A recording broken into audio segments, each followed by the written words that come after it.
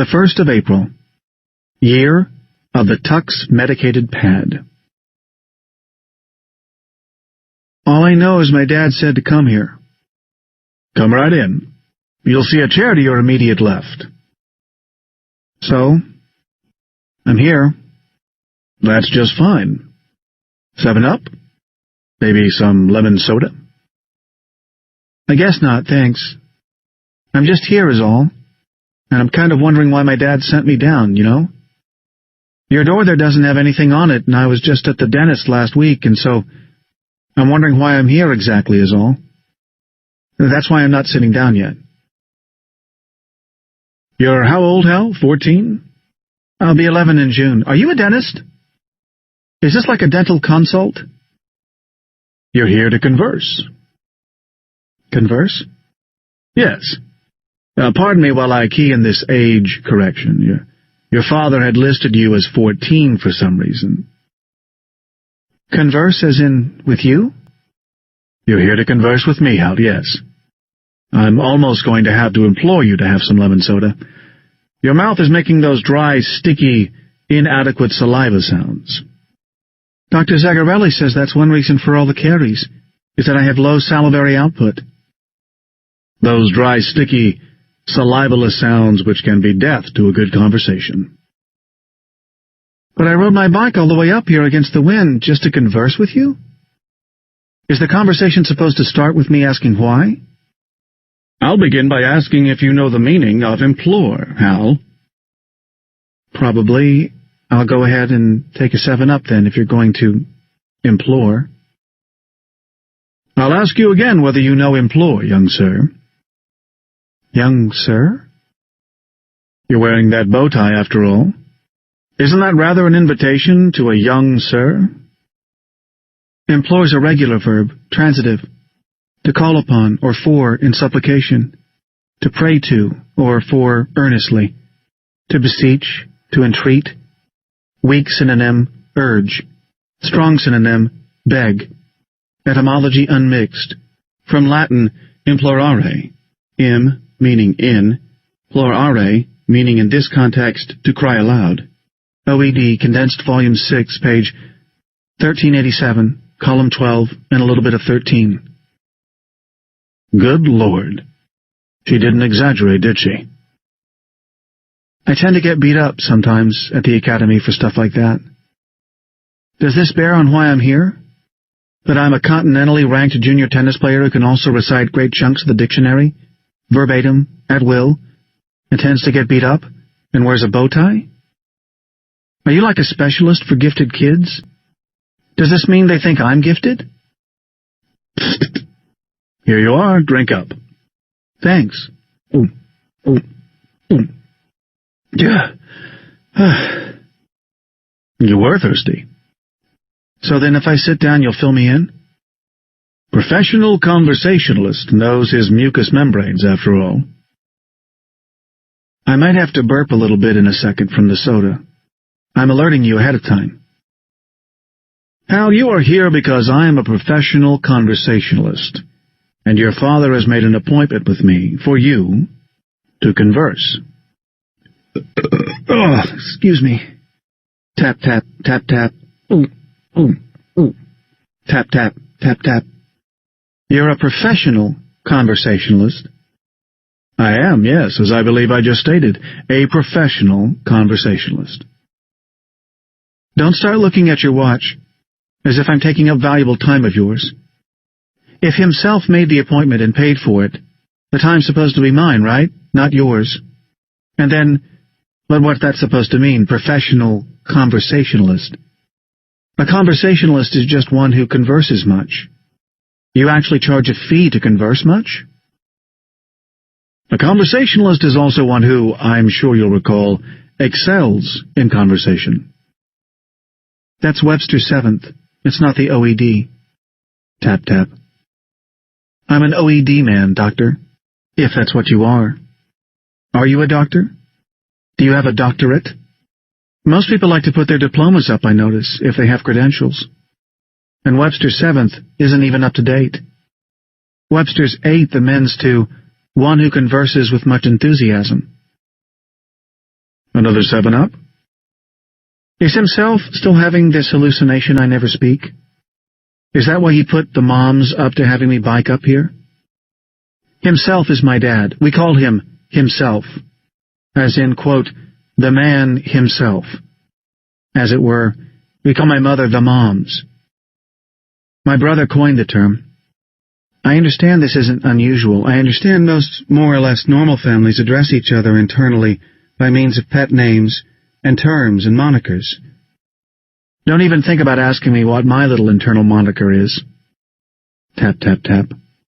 But himself hallucinates sometimes lately. You ought to be apprised, was the thrust.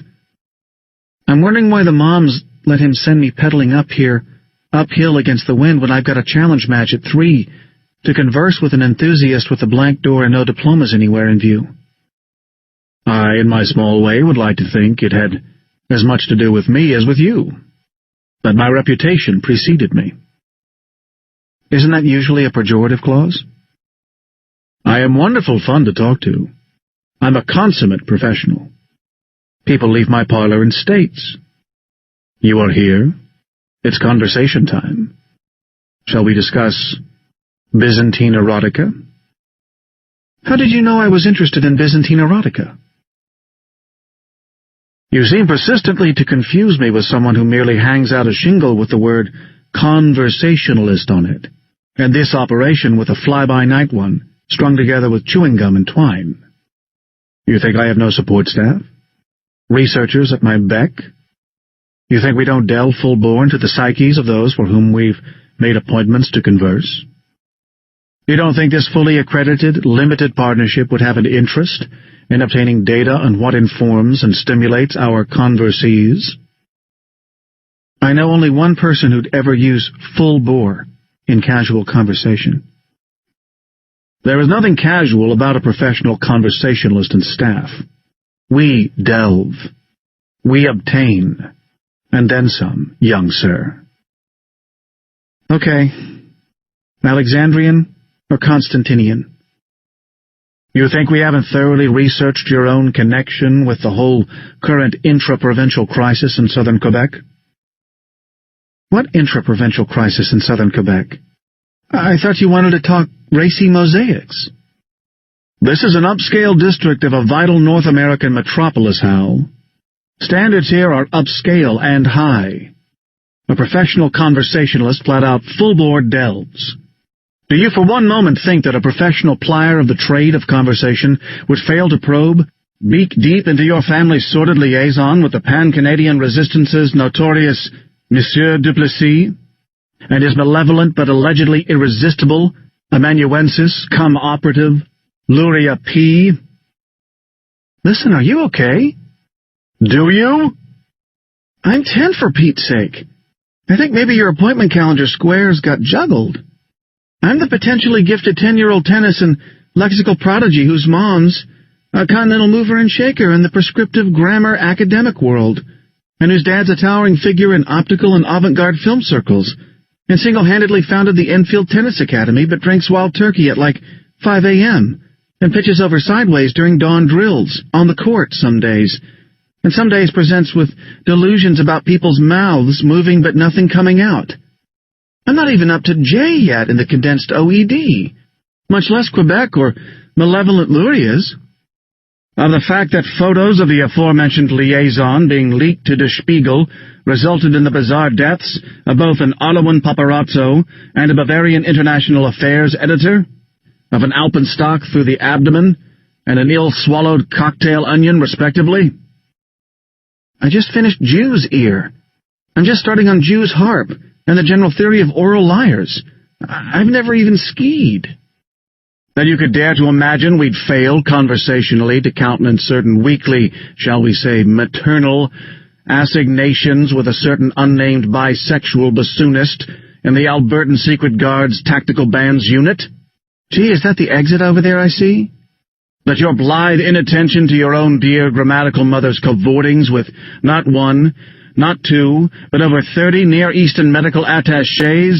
Would it be rude to tell you your mustache is askew? That her introduction of esoteric mnemonic steroids stereochemically not dissimilar to your father's own daily hypodermic megavitamin supplement, derived from a certain organic testosterone regeneration compound, distilled by the Hevero shaman of the south-central L.A. basin into your innocent-looking bowl of morning Ralston. As a matter of fact, I'll go ahead and tell you your whole face is kind of running, sort of. If you want to check, your nose is pointing at your lap. That your quote-unquote complimentary Dunlop wide-body tennis rackets, super-secret formulaic composition materials of high modulus, graphite-reinforced, polycarbonate, polybutylene resin, are organochemically identical, I say again, identical, to the gyroscopic balance sensor and the mise-en-scène appropriation card and priapistic entertainment cartridge implanted in your very own towering father's anaplastic cerebrum, after his cruel series of detoxifications and convolution smoothings, and gastrectomy, and prostatectomy, and pancreatectomy, and phalectomy, tap-tap, could possibly escape the combined investigation attention of... And it strikes me I've definitely seen that Argyle sweater vest before. That's himself's special Interdependence Day celebratory dinner Argyle sweater vest that he makes a point of never having cleaned. I know those stains. I was there for that clot of veal marsala right there. Is this whole appointment a date-connected thing? Is this April Fool's Dad? Or do I need to call the moms and CT? It requires only daily evidence that you speak, that you recognize the occasional vista beyond your own generous mondragonoid nose's fleshy tip. You rented a whole office and face for this, but leave your old unmistakable sweater vest on? And how'd you even get down here before me, with the mercury up on blocks after you... Did you fool CT into giving you the keys to a functional car? Who used to pray daily for the day his own dear late father would sit, cough, open that bloody tissue of the Tucson Citizen, and not turn that newspaper into the room's fifth wall, and who, after all this light and noise, has apparently spawned the same silence? Who's lived his whole ruddy, bloody, cruddy life in five-walled rooms? Dad, I've got a duly scheduled challenge match with Shocked in 12 minutes. Wind at my back downhill or no. I've got this oral urologist who's going to be outside Brighton Best Savings wearing a pre-designated necktie at straight up 5. I have to mow his lawn for a month for this interview. I can't just sit here watching you think I'm mute while your fake nose points at the floor. And are you hearing me talking, Dad? It speaks. It accepts soda. And defines implore and converses with you. Praying for just one conversation, amateur or no, that does not end in terror. That does not end like all the others, you staring, me swallowing. Son.